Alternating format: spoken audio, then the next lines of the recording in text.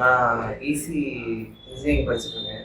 எனக்கு வந்து காலேஜில் ஸ்கூல் டேஸ் வந்து ப்ரோக்ராமிங்காக எனக்கு தெரியும். நான் பைத்தான் படிச்சிருக்கேன், சி ப்ளஸ் ப்ளஸ்லாம் ஸ்கூல் டேஸ் புக்ஸ்லாம் படிச்சிருக்கேன், காலேஜ்லேயும் படிச்சிருக்கேன்.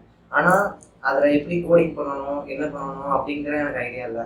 இதுனா என்ன, இப்போது பிரிண்ட் ஸ்டேட்மெண்ட்டு அந்த மாதிரி கொஞ்சம் சில லைப்ரரிஸ் அப்படின்னா என்னென்னு தெரியும். ஆனால் எனக்கு வந்து அதை ஒர்க் அவுட் பண்ண தெரியாது. அது வரைக்கும் நான் ஒர்க் அவுட் பண்ணதும் இல்லை. சும்மா மக்கள் படிச்சுட்டு போயிட்டு எக்ஸாமில் அப்படியே காப்பி ரைட் பண்ணுற மாதிரி தான் பண்ணிட்டு இருந்தேன். பட் ஆனால் இப்போது தேர்ட் இயர் ஃபைனல் இயர் வர வர இப்போ நம்ம வெளிய கம்பெனிக்கு போனோம்னா அது என்னன்னு மட்டும் தெரிஞ்ச பத்தாது. அதை ஒர்க் அவுட் பண்ண தெரியணும், ப்ராப்ளம் ஸ்டேட்மெண்ட்ஸ்லாம் நமக்கு தெரியணும்.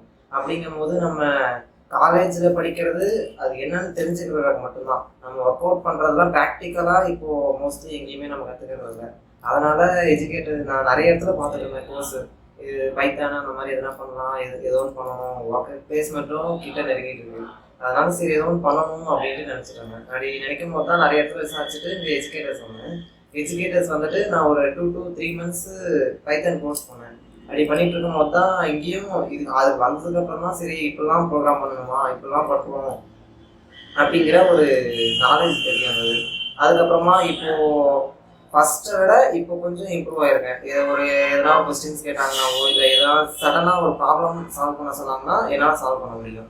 அந்த அளவுக்கு கொஞ்சம் பெட்டராக இம்ப்ரூவ் ஆகிருக்கு நான் வர வர.